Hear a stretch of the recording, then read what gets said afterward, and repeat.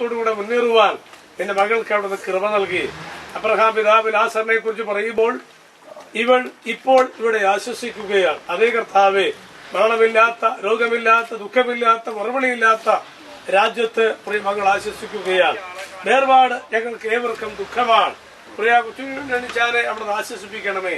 പെൺമക്കളെ അവിടുന്ന് ആശ്വസിപ്പിക്കണമേ. അവർക്ക് നൽകിയ ആൺമക്കളെ അവിടുന്ന് ആശ്വസിപ്പിക്കണമേ. കൊച്ചുമക്കളെയും സഹോദര കുടുംബങ്ങളെയും ദൈവമക്കളെല്ലാവരെയും അവിടുത്തെ ദിവ്യമായ സമാധാനത്താൽ അവിടുന്ന് ആശ്വസിപ്പിക്കണം എന്ന് പ്രാർത്ഥിക്കുകയാണ്. അപ്പോസ്തലനായ പൗലോസ് പറയുമ്പോൾ ഈ വചനങ്ങളെ കൊണ്ട് അന്യോന്യം ആശ്വസിച്ചുകൊള്ളുവീൻ എന്നുള്ളതാണ്. സമാധാനത്തിന്റെ പ്രഭുവായ ദൈവം ഞങ്ങളേവരെയും അവിടുന്ന് ആശ്വസിപ്പിക്കണമേ. തുടർന്ന് ശുശ്രൂഷ ആദരിക്കണം. മഹത്വം കർത്താവിന്. ഈ ശരീരം വിട്ടുപോയാൽ തേജസ്കരിക്കപ്പെട്ട ശരീരം ഉയർപ്പിൻ പൊൻപുരരിയിൽ കാണാമെന്നുള്ള വലിയ പ്രതീക്ഷയും പ്രത്യാശയും ഞങ്ങൾക്ക് നൽകിയിട്ടുണ്ട്. എന്തുകൊണ്ടെന്നാൽ ഞങ്ങളുടെ കർത്താവ് മരണത്തെ ജയിച്ച് ജയാളിയായി ജയപേരും. ദൈവ തിരുനാമം വീണ്ടും വാഴ്ത്തപ്പെടുമാറാകട്ടെ. ഈ പ്രിയപ്പെട്ട ദൈവദാസിയുടെ ശവസംസ്കാര ശുശ്രൂഷയോടുള്ള ബന്ധത്തിൽ നമുക്കെല്ലാവർക്കും ശാന്തമായിരിക്കുന്ന അന്തരീക്ഷത്തിൽ വേഗം ഇവിടെയുള്ള ശുശ്രൂഷ പര്യവസാനിപ്പിക്കുവാനാണ് കർത്താവിൽ ഞാൻ ആഗ്രഹിക്കുന്നത്. ഏത് സമയത്തും നമ്മുടെ പ്രത്യാശയെ ഉദ്ദീപിപ്പിക്കുന്നത് മാനുഷികമായിരിക്കുന്ന വാക്കുകളല്ലല്ലോ, ദൈവത്തിൻ്റെ മാറ്റമില്ലാത്ത വിലയേറിയ വചനമാണ്. ഈ അവസാന സന്ദർഭത്തിലും ദൈവവചനത്തിൽ ആശ്രയിച്ചുകൊണ്ട് പ്രത്യാശയെ ഉദ്ദീപിപ്പിക്കുന്ന 1-2 വേദഭാഗങ്ങൾ വായിച്ച് കേൾപ്പിക്കുവാനായിട്ട് ഞാൻ ആഗ്രഹിക്കുകയാണ്. പ്രിയ സഹോദരന്മാരാരെങ്കിലും വായിച്ചാട്ട്. കൊരിന്ത്യർക്ക് എഴുതിയ 1-ാം ലേഖനം 15-ാം അധ്യായം അതിൻ്റെ 50 മുതൽ 58 വരെയുള്ള വാക്യങ്ങൾ ആദ്യമായിട്ട് വായിക്കുകയാണ്. സഹോദരന്മാരെ, മാംസ രക്തങ്ങൾക്ക് ദൈവരാജ്യത്തെ അവകാശമാക്കാൻ കഴിയില്ല, ദൈവത്തെ അവകാശമാക്കില്ല. ഞാൻ പറയുന്നു, ഞാനൊരു മർമ്മം നിങ്ങളോട് പറയാം. നാം എല്ലാവരും നിദ്രകൊള്ളുകയില്ല, എന്നാൽ അന്ത്യകാലത്തിങ്കൽ പെട്ടെന്ന് കണ്ണുവയ്ക്കുന്നിടയിൽ നാം എല്ലാവരും രൂപാന്തരപ്പെടും. കാഹളം ധ്വനിക്കും, മരിച്ചവർ അക്ഷരായി ഉയർക്കുകയും നാം രൂപാന്തരപ്പെടുകയും ചെയ്യും. ഈ ദൈവത്വമുള്ള ദൈവത്വത്തെയും ഈ മധ്യമായ അമൃത്യത്തെയും ധരിക്കണം. ഈ ദൈവത്വമുള്ള ദൈവത്വത്തെയും ഈ മധ്യമായ അമൃത്യത്തെയും ധരിക്കുമ്പോൾ മരണം നീങ്ങി ജയം വന്നിരിക്കുന്നു. 3-ാം അധ്യായം 20-ഉം 21-ഉം വാക്യങ്ങൾ വേറൊരാൾ വായിച്ചാൽ. നമ്മുടെ പൗരത്വമോ സ്വർഗത്തിലാകുന്നു, അവിടെ നിന്ന് കർത്താവായ യേശുക്രിസ്തു രക്ഷിതാവായി വരും എന്ന് നാം കാത്തിരിക്കുന്നു. അവൻ സകലവും തനിക്ക് കീഴ്പ്പെടുത്തുവാൻ കഴിയുന്ന തന്റെ വ്യാപാര ശക്തി കൊണ്ട് നമ്മുടെ താഴ്ചയുള്ള ശരീരത്തെ തന്റെ മഹത്വമുള്ള ശരീരത്തോട് അനുരൂപമായി രൂപാന്തരപ്പെടുത്തും. ദൈവ തിരുനാമം വാഴ്ത്തപ്പെടുമാറാകട്ടെ. വളരെ ആശ്വാസപ്രദങ്ങളായിരിക്കുന്ന വിലയേറിയ വാക്കുകളാണ് നാം ഇവിടെ വായിച്ചു കേട്ടത്. അതിനെ അധികരിച്ച് ദീർഘമായിരിക്കുന്ന പ്രഭാഷണം നടത്തുവാനായിട്ട് ഞാൻ ആഗ്രഹിക്കുന്നില്ല. ആദ്യത്തെ വേദഭാഗം കൊരിന്ത്യർക്ക് എഴുതിയ 1-ാം ലേഖനം 15-ാം അധ്യായം സാധാരണ പുനരുത്ഥാനത്തിൻ്റെ ഒരധ്യായം, മരിച്ചവരുടെ പുനരുത്ഥാനം എന്നുള്ളതാണ്. ആ മരിച്ചവരുടെ പുനരുത്ഥാനത്തോടുള്ള ബന്ധത്തിൽ ദൈവജനങ്ങൾക്ക് എക്കാലത്തും ആശ്വസിക്കുവാൻ സാധിക്കുന്ന വിലയേറിയ വാക്കുകളാണ് നാം ഇപ്പോൾ ഇവിടെ വായിച്ചു കേട്ടത്. ആ വാക്കുകളിൽ പറഞ്ഞിരിക്കുന്ന ഒരാശയം പ്രത്യേകം എടുത്തു പറയുവാനായിട്ട് ഞാൻ ആഗ്രഹിക്കുകയാണ്. അവിടെ പറഞ്ഞിരിക്കുന്നത് മരണം നീങ്ങി ജയം വന്നിരിക്കുന്നു എന്ന് എഴുതിയിരിക്കുന്ന വചനം നിവർത്തിയാകും എന്നാണ്. എന്ന് പറഞ്ഞാൽ അതിൻ്റെ അർത്ഥം ഒരു പ്രവചനം നിവർത്തിയാകും എന്നാണ്. പ്രവചനം എപ്പോഴാണ് നിവർത്തിയാകുന്നത്? ഏത് പ്രവചനമാണ്? മരിച്ചവരെ സംബന്ധിച്ചിടത്തോളം താഴോട്ട് നാം വായിക്കുമ്പോൾ, ഹേ മരണമേ നിന്റെ ജയമെവിടെ, ഹേ മരണമേ നിന്റെ വിഷമുള്ള എവിടെ എന്നൊക്കെയുള്ള ആ വാക്കുകൾ, അതിൻ്റെ എല്ലാത്തിൻ്റെയും അപ്പുറത്തായിട്ട് ഈ കാര്യങ്ങളെല്ലാം ദൈവവചനത്തിലെ പ്രവചനം നിവർത്തിയാകുന്ന ഒരു സന്ദർഭമുണ്ട്. അത് പുനരുത്ഥാനത്തിൻ്റെ പൊൻപുലരിയിൽ ആശ്ചര്യമായി സംഭവിക്കുന്ന ഒരു കാര്യമാണ്. നാം പലപ്പോഴും നമ്മുടെ പുനരുത്ഥാനത്തോടുള്ള ബന്ധത്തിൽ അനുഗ്രഹീതമായിരിക്കുന്ന ആ ആശയങ്ങൾ ദൈവവചനത്തിൽ നിന്ന് മുമ്പ് ഗ്രഹിച്ചിട്ടുണ്ട്. അതുപോലെ തന്നെ ഫിലിപ്പിയ ലേഖനത്തിലും നമ്മൾ വായിച്ചല്ലോ, നമ്മുടെ താഴ്ചയുള്ള ശരീരങ്ങളാണ് നമ്മുടെ എല്ലാവരുടെയും ശരീരം. ഈ പ്രിയപ്പെട്ട എൽസിയുടെ ശരീരം താഴ്ചയുള്ള ശരീരമായതുകൊണ്ടാണല്ലോ ഇങ്ങനെയൊക്കെ സംഭവിക്കുന്നത്. എന്നാൽ അതിൽ തന്നെ അതിന്റെ അവസാനമല്ല. ഈ താഴ്ചയുള്ള ശരീരം നമ്മുടെ കർത്താവായ യേശുക്രിസ്തുവിന്റെ മഹത്വമുള്ള ശരീരത്തോട് അനുരൂപമായി രൂപാന്തരപ്പെടുന്ന ഒരു സന്ദർഭം പ്രിയപ്പെട്ടവരെ അനധിവിദൂര ഭാവിയിൽ നമുക്കായിട്ടുണ്ട്.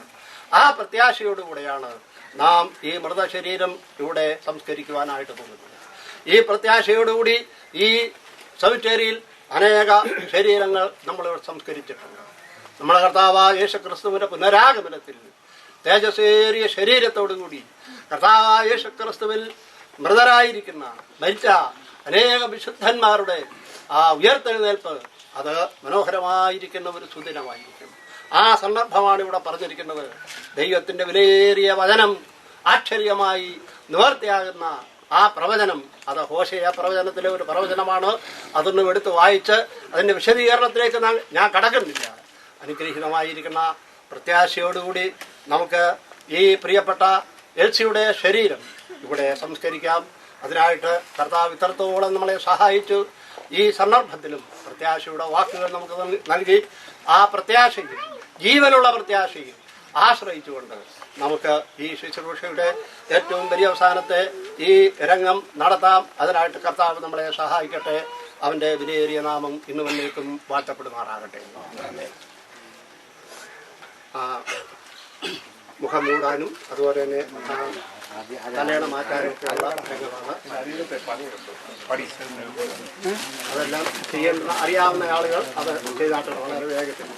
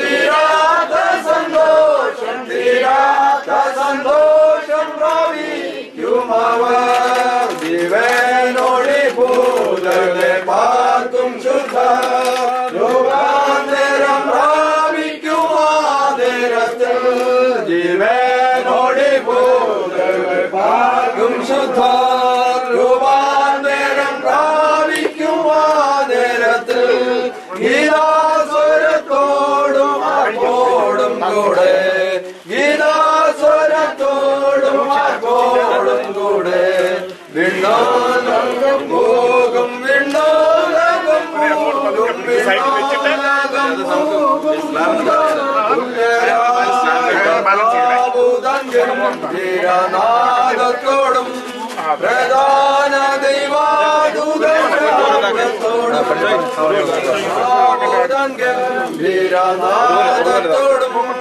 പ്രധാന